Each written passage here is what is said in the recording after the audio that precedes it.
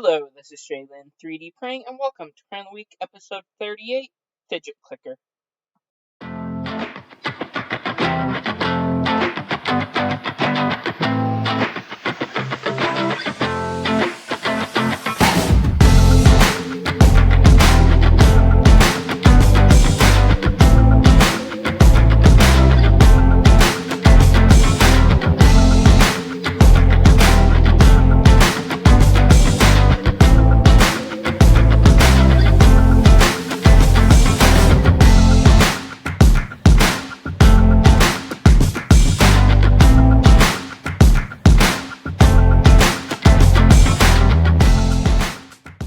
Okay, so the print's done, so I'm going ahead and grab it off the bed.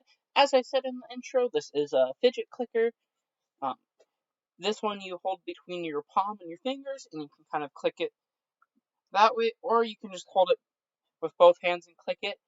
It does require a decent amount of force to press, but it is a pretty good size just to fit in the palm of your hand, so you can just kind of hold it and click it really easily. So what do you guys think of this? Go ahead and let me know in the comments. If you like the video, go ahead and leave a like. If you like the video, go ahead and subscribe. Thank you!